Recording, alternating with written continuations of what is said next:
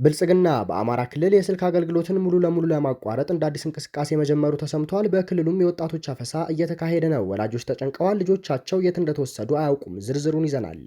የመንግስት ጦር እየፈረሰ ፋኖን እየተቀላቀለ ነው ተብሏል። ዛሬም በርካታ ኃይል ከመንግስት ካምፖች ከርቶ ወደ ፋኖ ገብቷል። ታዳምጡታላችሁ። የጎንደር ፋኖም ሜጀር ጀነራል ባንታ ባተ በተሰዋበት ቦታ አስደናቂ ጀብዱ ፈጽሟል። በቆይታችን እንመለከተዋለን።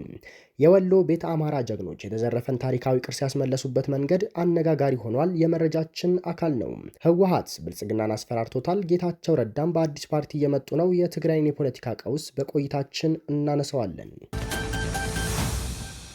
ሰላም ጤና ፍቅር በያላችሁበት ይድረሳችሁ። ውድ የብላክ ላይን ሚዲያ ቤተሰቦቻችን ብትሰሟቸው እናንተን ይመጥናሉ ብለን ያዘጋጀናቸውን እነዚህንና መሰል መረጃዎች እንደሚከተለው በዝርዝር ይዘን ስንቀርብ የሚባክኑ ደቂቃዎች እንደማይኖሩ በመተማመን ነው። አብራችሁን ቆዩ።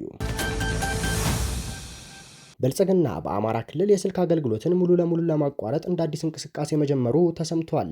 ይህም የሆነው አዲሶቹ የክልሉና የጸጥታ ፖሊስ አመራሮች ስልክ ጠፍቶ ኦፕሬሽን ይሰራ እስር የሚፈጸም የሚል ሀሳብ ማቅረባቸውን ተከትሎ ነው ተብሏል።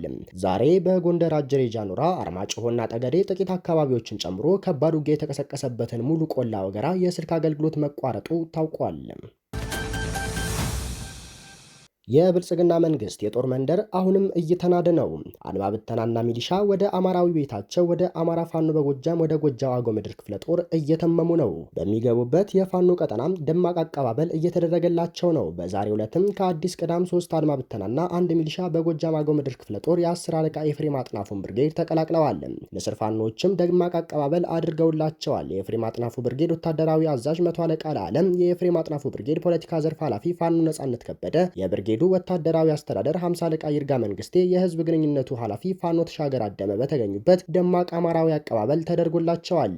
ስቦ መምታትና ስቦ ማስከዳት እንደቀጠለ መሆኑን የክፍለ ጦሩ የህዝብ ግንኙነት ኃላፊ ፋኖ ይበልጣል የእውነቱ ገልጿል። ዘመቻ አንድነት በጎጃም ግንባር ተጠናክሮ ቀጥሏል። ከባህር ዳር ሞጣ አገር አቀፍ አስፓልት መንገድ የጠላት ሎጂስቲክ መንቀሳቀሻ ማመላለሻ መሆን የለበትም በማለት ከአንድ ዓመት በላይ መብረቁ የተቆጣጠራትን ከባህር ዳር ሞጣ ዋና አገር አቀፍ አስፓልት መስመር ጥሼ በአቋራጭ ከባህር ዳር ሞጣ ገባለሁ ብሎ በማቀድ ከባህር ዳርና ከአዴት ኃይል በማሰባሰብ በሜካናይዝድ ጦር በመታገዝና ጨለማን በመጠቀም በሌሊት ወደ ጎንጅ ገረገራ ተጠቅቶ በማደር ሲነጋ ገረገራ ቆሎ መሸጫ አስተሪዮ ዘማ ከተባሉ ከተሞች ለከበባ እንዲመች ዘው ብሎ እንዲገባ በማድረግ ሁለተኛ ተፈራ ዳምጤ ክፍለ ጦር ኃይል የመብረቁ ብርጌድ 4ኛ ሻለቃና ኮማንዶ ዩኒት እንዲሁም ዮሐንስ አለማየሁ ብርጌድ ከንጋት ጀምሮ በወሰዱት የመልሶ ማጥቃት ዘመቻ ከፍተኛ ድል ተቀዳጅቷል ተብሏል። አስተሪዮ ዘማ ከተባለው አካባቢ ከበባ የተባለው ችግር ገጥሞት ዙ 23ቱንም ከጥቅም ውጪ ሆኖበት ከምት የተረፈው ሞጣ ሳይደርስ ከመጣበት ወደ አሬት ተመልሶ ሩጦ አምልጧል። እየሮጠ የነበረውን ጠላት ለማስቀረት ከአስተሪዮ እስከ ጉንጅ ገርገራ 21 ኪሎ ሜትር ድረስ ኃይላችን ቢከተላቸውም ፈርጥጦ አምልጧል ነው የተባለው። በሌላ አቅጣጫ ከግንደወይን ቀራኒዮ መስመር ኃይል በመያዝ ወደ መብረቁ ብርጌድ 2ኛ ሻለቃ አይጠፋ ዘር አካባቢ ለከበባ ተንቀሳቅሶ የነበረው ጠላት ተረፍርፎ የተረፈው ተርገብግቦ ወደ መጣበት ተመልሷል። በዚሁ ቀጠና የአብይ አህመድ ወንበር አስጠባቂዎች በሰሜን አቸፈር ወረዳ ቁንዝላ ከተማ ላይ እርስ በርስ በከፈቱት ተኩስ 3 የመከላከያ አመራሮች ተመተዋል። ይህ ቡድን ከባህር ዳር ተነስቶ አቸፈር ጭንባን አድርጎ ማክሰኝት ቅላጅ በምትባል ቀበሌ ላይ የግለሰቦችን ቤት እየዘረፈና እየደበደበ በግፍ ካሰቃየ በኋላ ነበር ቁንዝላ ከተማ የገባው። በውስጥ መረጃችን በደረሰን መሰረት በዘረፉት የግለሰቦች ቤት ሀብት ክፍፍል ባለመስማማት የተመታቱ መሆኑ ታውቋል። አስከሬናቸውንም በዛሬው ዕለት ወደ ሊበን ከተማ ጭነው እንደወሰዷቸው የአማራ ፋኖ በጎጃም አገው ምድር ክፍለ ጦር የቢትወደድ አያሌው መኮንን ብርጌድ የህዝብ ግንኙነት ኃላፊ ፋኖ አበባ አምላኬ ገልጿል። የአማራ ፋኖ አንድነት በጎንደር የሜጀር ጀነራል ባንታ ባታ 1ኛ ኮር ጣና ገላውዲዮስ ክፍለ ጦር ደግሞ ዛሬም እንደ ትናንቱ በደራ ወረዳ አንበሳሜ ከተማ ላይ በመግባት ጠላትን ሲያብረከርክና ሲደመስስ ውሏል። ይኸውም የራሱን አቅም በውል የማያውቀው ወራሪ ጠላት ፋኖን ማፈንና ማጥቃት እያደረኩ ነው በሚል ግንዛቤ ወደ ፎገራ ወረዳ ጉራምባ አቅጣጫ ሲገባ አፈር ድሜ በልቶ በሩጫ እግሬ አውጪኝ ብሎ ወደ መጣበት ሲሮጥ፣ ግማሾች የጣና ገላውዲዮስ አናብስቶች አንበሳሜ ከተማ በመግባት ሆዳሙን የአማራ ጠላት ፖሊስ አድማ ብተናና ሚሊሻን ደምስሶ ከተማውን ሙሉ ለሙሉ በመቆጣጠር የመንግስት ተብየውን ተቋማት ለይቶ አገልግሎት እንዳይሰጡ ማድረግና መረጃዎችን በሙሉ ማውጣት ተችሏል። ይህ በእንዲህ እንዳለ አፈሙዝ የገጠመውን ኃይል ሙትና ቁስለኛ በማድረግ የደራ ወረዳ ሆዳም አመራሮችን በተደበቁበት አፍኖ መያዝና ከነመረጃቸው በመማረክ ከፍተኛ የጠላትን መረጃ ተገኝቷል ተብሏል። ከሞት በተረፉት ጸረ አማራዎች የድረሱልን ጩኸት ከባህር ዳርና ሐሙሲት የተነሳው ወራሪ ኃይል ወደ ከተማው ሲገባ ነበልባሎቹ ጣና ገላውዲዮስም የያዙትን ይዘው ስልታዊ ማፈግፈግ አድርገው ወደ ኋላ ሲወጡ ጀግናው ተዋቸው ሚሳኤል የተባለ የተባለው የጣና ገላውዲዮስ አንበሳ ጠላትን ረፍርፎ ሲጨርስ ራሱን በራሱ ሰውቷል ብሏል። የአማራ ፋኖ አንድነት በጎንደር ሜጀር ጀነራል ውባንታ ባተ አንደኛ ኮር የጣና ገላውዲዮስ ክፍለ ጦር ህዝብ ግንኙነት መምሪያ ኃላፊ ፋኖ መምህር ሙሉቀን አለኸኝ። የአማራ ፋኖ በወሎ ቤተ አማራ ንጉስ ሚካኤል ኮር አማራ ሳይንት መቅደላ ክፍለ ጦር ደግሞ ሌላ ጀብድ ተፈጽመዋል። በክፍለ ጦሩ የመስከረም አበራ ብርጌድ አባላት የተዘረፈን ቅርስ አስመልሰዋል። በአካባቢው ብቻ ሳይሆን በሀገር አቀፍ ደረጃ ስማቸው የገነነው ሼህ ሁሴን ጅብሪል ከአባታቸው ከሼህ ጅብሪል በወሎ ክፍለ ሀገር በወረሄ መኖ አውራጃ በባሆች ቀበሌ ልዩ ስሙ እምበለሴዳ ተብሎ በሚጠራው ቦታ በ1811 ዓ.ም ተወልደው በ1908 ዓ.ም በ97 ዓመታቸው ያረፉ ባለታሪክ ናቸው። አባታቸው በዘመኑ በቃሉ አውራጃ ታዋቂ ለነበሩት ለጌታው ሼህ ቡሽራ ለ30 ዓመታት በመውሪድነት አገልግለዋል። አሃዱ ወይም ቢስሚላህ ብለው ፍርድ የጀመሩት በአጼ ዮሐንስና በመመሬ ግርማ በተባሉ ቄስ ነው ይባላል። እየታወቁ ሲመጡ ወደፊት የሚሆነውንና የሚመጣውን ከነመፍትሄው መናገራቸውንና መተንበያቸው ነበር። ከዚያም ነገስታቱም መሳፍንቱም ትንሹም ትልቁም እሳቸውን መጀን ማለት እንደያዘ ታሪካቸው ያስረዳል። ለሼህ ሁሴን ጅብሪል በ1881 ዓ.ም ገደማ ከቦረና ሳይንት ወዳጆቻቸው በስጦታ የተበረከተላቸው ወደ 8 ኪሎ ግራም የሚገመት ወርቅ በቅርስነት ከተቀመጠበት ከቀናት በፊት ሌቦች ሰርቀውት የነበረ ሲሆን በፋኖ ጥረት ተመልሷል።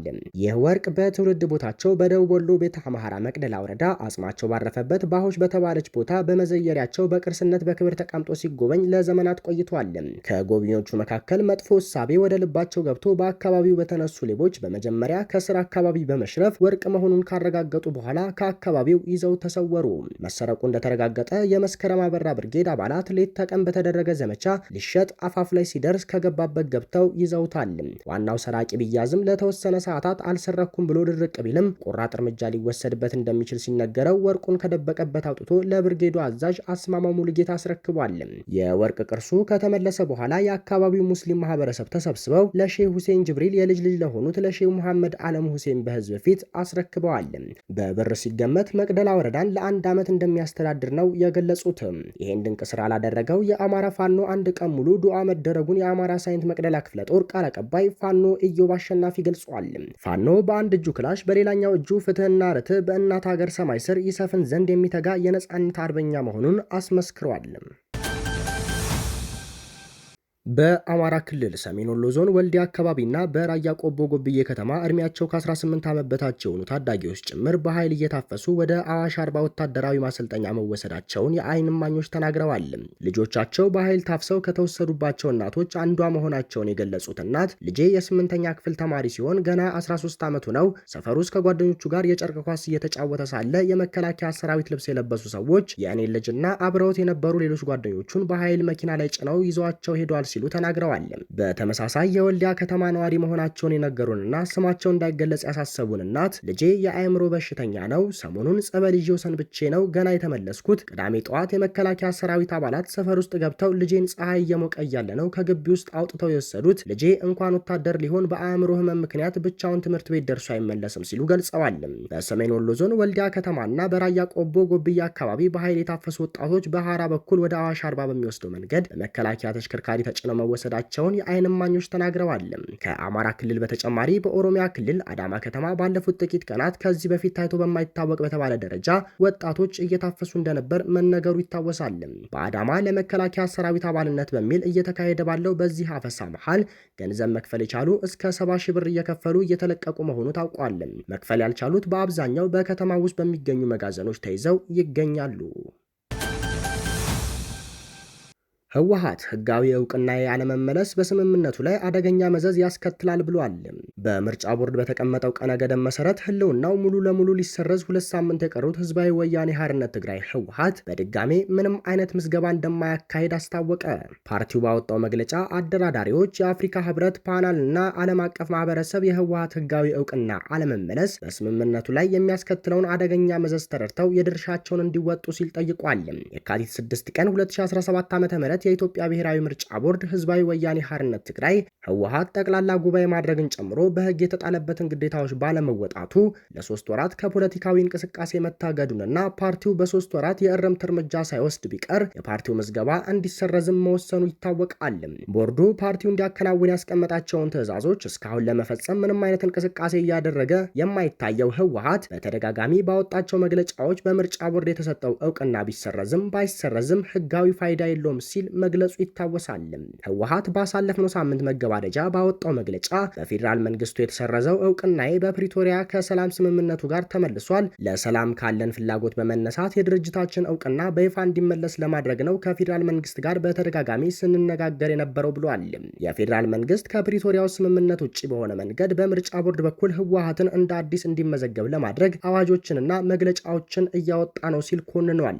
በፌዴራል መንግስት እየተደረገ ያለው የፕሪቶሪያ ስምምነትን የሚጥስ አካሄድ በተመለከተ ህወሓት ጉዳዩን ወደ አፍሪካ ህብረት ፓኔል መውሰዱን ያስታወቀው መግለጫው ፓኔሉም የህወሓት ህጋዊ ሰውነት እንዲመለስና እንደ አዲስ መመዝገብ እንደማይገባው በመግለጽ ውጤቱም እስከ ቀጣዩ የፓኔሉ ስብሰባ ተጠናቆ እንዲቆይ ሀሳብ ሰጥቶበታል ተብሏል። ነገር ግን ፓኔሉ እስካሁን ባለመሰብሰቡ በአጠቃላይ የስምምነቱ አፈጻጸም ሆነ የሚታዩ ጥሰቶችን መገምገም አለመቻሉን አመላክቷል። የኢትዮጵያ ብሔራዊ ምርጫ ቦርድ ፓርቲያችን ህወሓትን የማይመለከቱ አዋጆችን በመጥቀስ መግለጫ በማውጣት ተጠምዷል ሲል የኮነነው መግለጫው በተደጋጋሚ እንደገለጹት እውቅና ለማግኘት በሚል የትግራይን ህዝብ ትግል እንዲኮላሽ አላደርግም ብሏል። የፌዴራል መንግስት ከፕሪቶሪያ ስምምነት የወጡና በምርጫ ቦርድ በኩል መግለጫዎችን ከመስጠት እንዲቆጠብ የጠየቀው ህወሓት ለስምምነቱ መፈጸም በሚጠቅም መልኩ የሰረዘውን የፓርቲውን ህልውና ሊመልስ ይገባል ሲል አሳስቧል። በሌላ መረጃ አቶ ጌታቸው ረዳ ፓርቲ ለማቋቋም እንቅስቃሴ መጀመራቸው ታውቋል። በጌታቸው ረዳ ካሳይ የሚመራው አዲሱ ፓርቲ የትግራይ ሊበራል ዲሞክራሲያዊ ፓርቲ እንደሚባል ተሰምቷል። ለጌታቸው ረዳ ቅርበት ያላቸው ምንጮች ግንቦት 5 ቀን 2017 ዓ.ም የፓርቲው ምስረታ ይፋ ይሆናል ብለዋል። የነጌታቸው የሚባለው ህወሓት ከሰሞኑ ባወጣው መግለጫ አዲስ ፓርቲ ሊያቋቁም እንደሚችል ፍንጭ ሰጥቶ ነበር። የሰሜን ኮሪያ ተዋጊዎች ጀግንነትን ህዝባችን ፈጽሞ አይረሳውም አሉ ፕሬዝዳንት ቭላድሚር ፑቲን። በሩሲያ ኩርስክ የዩክሬን ኃይሎች ሽንፈት ላይ የተሳተፉትን የኮሪያ ተዋጊዎች ጀግንነት ህዝባችን ፈጽሞ አይረሳውም ሲሉ ፕሬዝዳንት ፑቲን ተናግረዋል። የኮሪያ ወታደሮች ሩሲያን እንደ ሀገራቸው በመቁጠር ሀገራችንን ለመከላከል ከጦር ኃይላችን ጎን ለጎን በመቆም ያሳዩትን ጀግንነትና ወዳጅነት እናከብራለን ሲሉ የሩሲያው ፕሬዝዳንት ተናግረዋል። የኮሪያ ወታደሮች ኃላፊነታቸውን በክብርና በጀግንነት በመወጣት ዘላለማዊ ታላቅነት ተጎናጽፈዋል ሲሉ ፑቲን አጽንኦት ሰጥተዋል። የኮሪያ ወዳጆቻችን በትብብር በፍትህና በእውነተኛ የወዳጅነት ስሜት በመነጨ መልኩ ኃላፊነታቸውን ተወጥተዋል። ይህንን በእጅጉ እናደንቃለን። እንዲሁም የሀገሪቷን መሪ ክቡር ኪም ጆንግ ኡን መላው አመራራቸውና የሰሜን ኮሪያን ህዝብ ከልብ እናመሰግናለን ብለዋል ሲል ስፑትኒክ ዘግቧል። በሌላ ዜና ሰሜን ኮሪያ ከሩሲያ ጎን ተሰልፈው ዩክሬንን የሚዋጉ ወታደሮችን መላኳን ለመጀመሪያ ጊዜ አረጋግጣለች። በመንግስታዊው የዜና ወኪል KCNA ላይ አገሪቱ ጦር ባሰራጨው ዘገባ ወታደሮቹ በመሪው ኪም ጆንግ ኡን ትዕዛዝ የኩርስክን ክልል ሙሉ ለሙሉ ነፃ እንዲያወጡ ረድተዋል ሲል ገልጿል። የፒዮንግያንግ ይህንን ያሳወቀችው የሩሲያ አዛዥ ቫለሪ ጌራሲሞቭ የሰሜን ኮሪያ ወታደሮችን ጀግንነት ካደነቁ ከጥቂት ቀናት በኋላ ሲሆን ይህም ሞስኮ ተሳትፏቸውን በይፋ ለመጀመሪያ ጊዜ ያሳወቀችበት ሆኗል። ከሰሜን ኮሪያ የተላኩት 11,000 ወታደሮች መካከል ቢያንስ 1,000 ያህሉ በ3 ወራት ውስጥ መገደላቸውን እንደሚያምኑ ቀደም ሲል የምዕራባውያን ባለስልጣናት ለቢቢሲ ተናግረዋል። ጌራሲሞቭም አክለው ሞስኮ የኩርስክ ግዛትን ሙሉ በሙሉ መልሳ መቆጣጠሯን ተናግረዋል። ይህ ግን በዩክሬን ውድቅ ተደርጓል። ለመግለጫው ምላሽ የሰጠችው አሜሪካ ሰሜን ኮሪያ ጦርነቱን በማስቀጠሏ ኃላፊነቱን መሸከም አለባት ብላለች ሲል ቢቢሲ ዘግቧል።